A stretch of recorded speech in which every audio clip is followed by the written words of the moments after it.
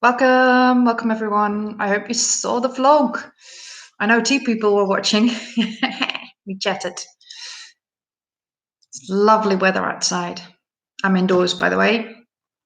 Otherwise, my laptop wouldn't work. I'm going to start right off the bat and not leave the people that are watching this live session afterwards and are not live with us here. So I'm going to start straight away with some questions that I had in through Instagram. And I also looked at the community tab here on YouTube, but there weren't many questions. Maybe people are busy fighting Corona or staying at home, or maybe they're just not that interested. Either way, it doesn't matter because I love chatting to you guys. There's a chat box to my right. It might be to your left or it might be below, depending on the device you're watching this live stream on. But if you have any questions during the live chat, then make sure to type them in with your stubby little fingers or your elegant long fingers, sorry. And I'll try to answer them. So let's get started with the first question. Somebody asked whether BLIZZ, I guess the same question goes for BRISINGR, whether he is barefoot. And yes, he is. As far as I know, he has been for his entire life and has never worn shoes. And I'm very, very happy that I can keep him that way. We have experienced once or twice that he got very sensitive on his feet after a long hack out involving loads of asphalt roads. They just got worn down during that ride so badly that he was walking on his soles and he got very painful feet. I gave him some rest and didn't ride him on the asphalt anymore. Well, didn't ride him for a week at least, and then went into the wayside instead of on the asphalt for a while. His feet are very, very strong. He hardly needs any trimming or farriers coming to do his feet. I do use a file to file off the edges now and then myself.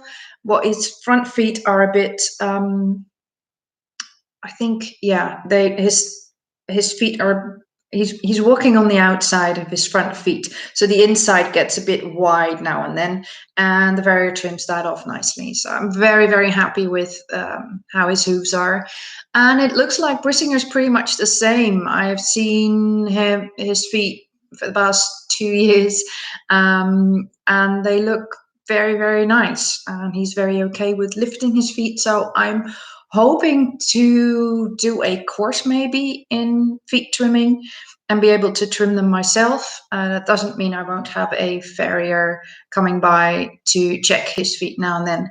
I think that's always wise, especially if you're just trimming your own horses. You don't see a lot of different hooves, and that makes it different to the experience of the farriers. So that's one question.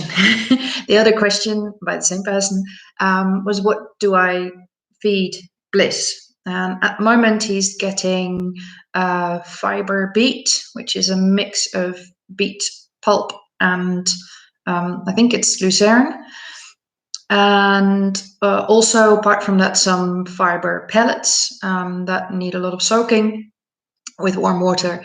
Luckily, I have some people helping out and feeding him extra now and then. He needs that kind of food at the moment with loads of fibers, and I've recently added a bit of oil to help him get through his winter coat. That is a yearly thing, and especially when he's gotten older, he needs more help getting through his winter coat, and oil seems to do the trick, and also to fatten him up a bit because he's gotten very trim and slim over the winter.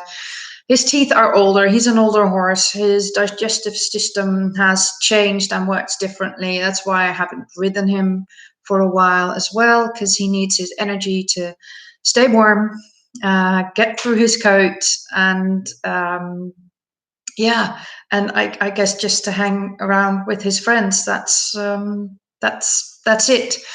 So I hope to fatten him up a little bit. I know the grass is going to be great for him, and he'll probably return to a little bit more of his old self. I've noticed with the warmer weather we're having recently that the sunlight and the sunshine and the warmth is doing him a lot of good, making his old tired bones and muscles warmer. And maybe he's a little bit arthritic as well.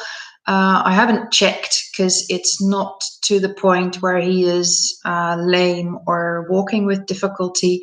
I just think, older people, they get a bit stiff and sore when they're older. That's what happens. They've used up their body, and it's not fun, but it's what happens. So I'm hoping that he'll return a little bit to his old self during the summer month, and we can have maybe a little hack out now and then. I've been doing, that's another question, what do I do with my horse when he moves so little?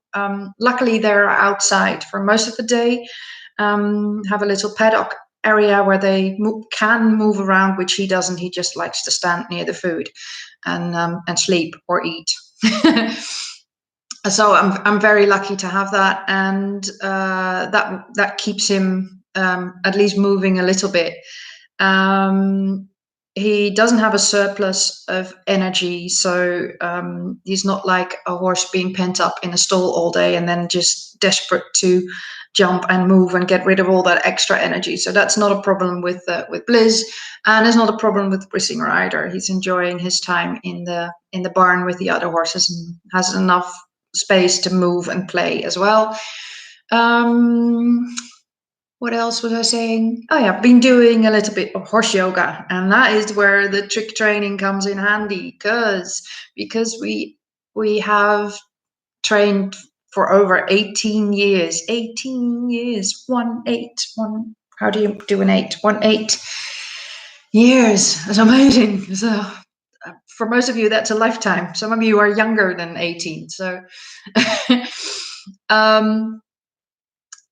so because we've losing my train of thought, sorry, because we've been training for such a long time, there's a lot of things that I can do with him to keep him supple, and I call them old man yoga, bending, doing bows, that sort of thing, side passes, just very simple, basic things. And not only now as he's getting older, but it helped me in the past as well, getting through winters when the outdoor arena was frozen over and you couldn't really ride. It really helped me to keep him busy, if not physically, then mentally occupied, and do things for fun and for treats. I hope that answered your question. That was 3 questions in one, so thank you for that one.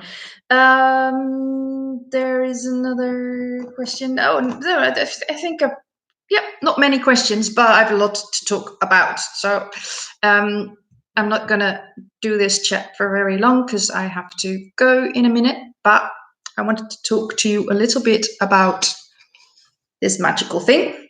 Mine has a very stretched out elastic band on it, which I now have to double over.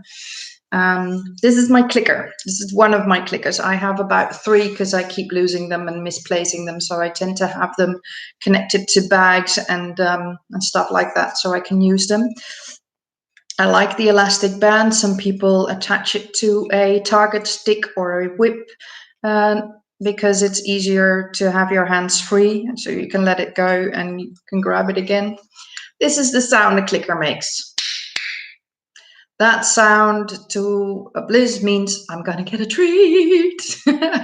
And I've noticed that apart from he also responds to any sounds I make, like good boy, well done, topper in Dutch, yeah, or braaf, which means good boy, again in Dutch.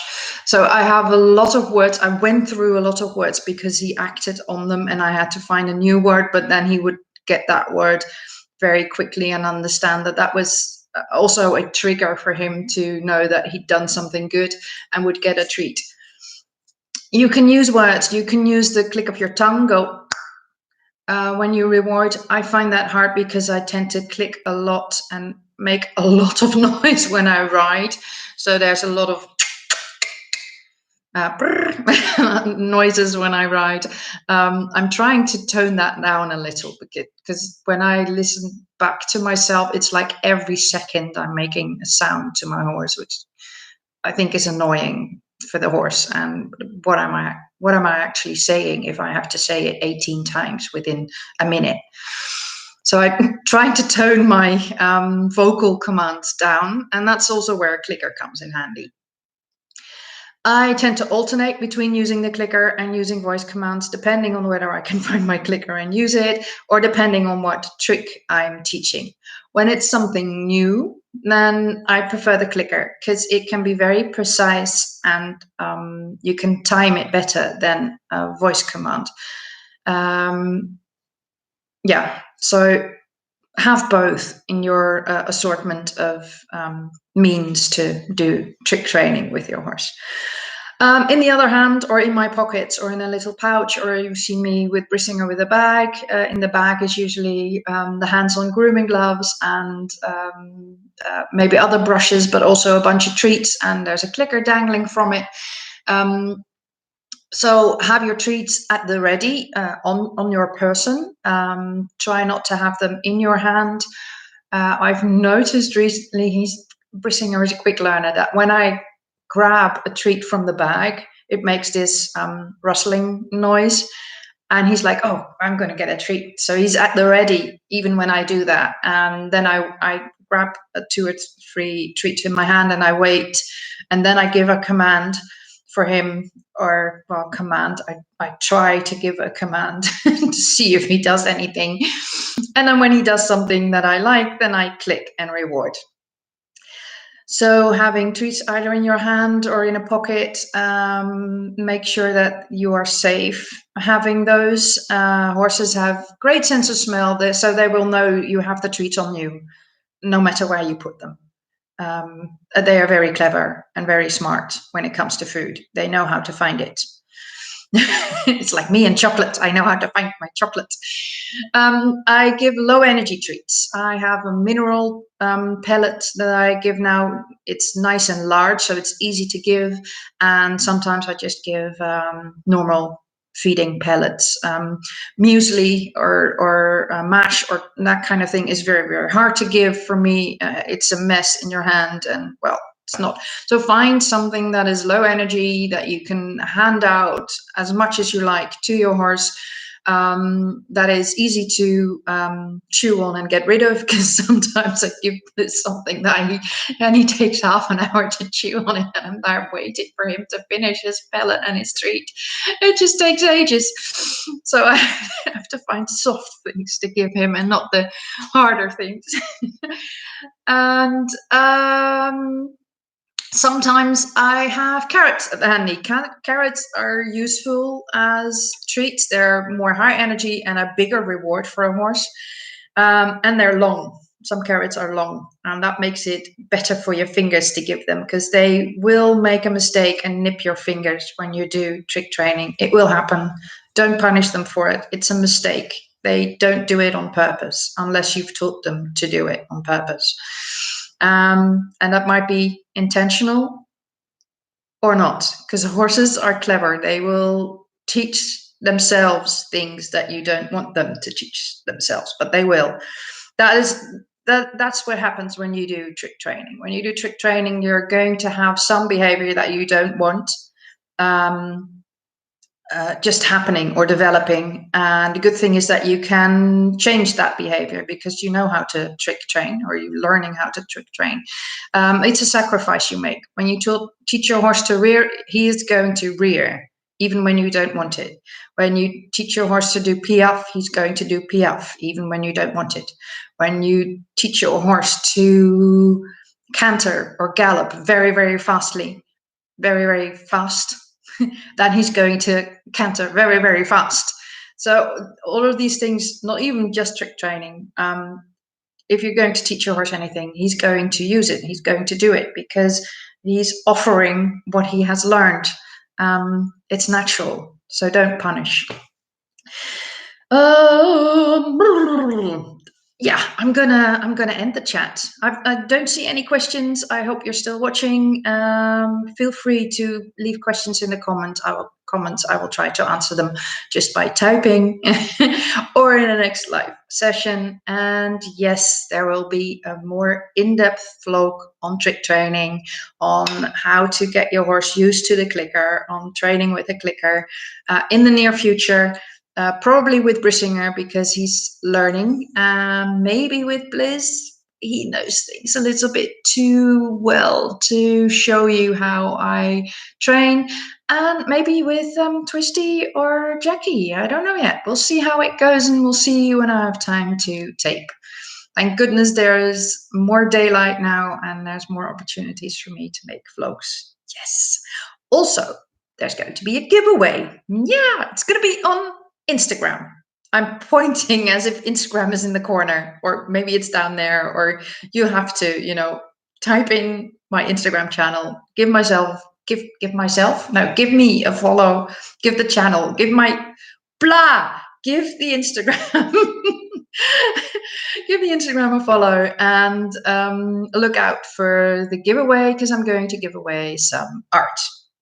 The way I'm going to do this is it's going to be a choice of existing artworks. There's going to be a commission artwork, and for everyone, for all the participants, there's going to be a downloadable PDF file for you to print out and have some of my printed artwork on your wall.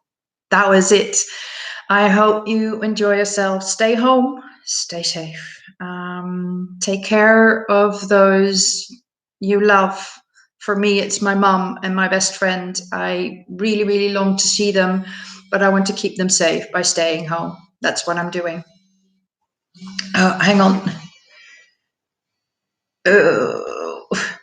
See, I'm getting a message from the government saying, stay home, stay safe, keep your distance from other people. Just a friendly reminder. And if you have a cold, or if you have any inkling that you might be infected, even if you don't notice and you're not sick yourself, protect others, please. Let's fight this thing, and let's get the world safe so we can all go outside and hug each other again. Love you all. I'll see you in the next vlog or in the live session. Bye.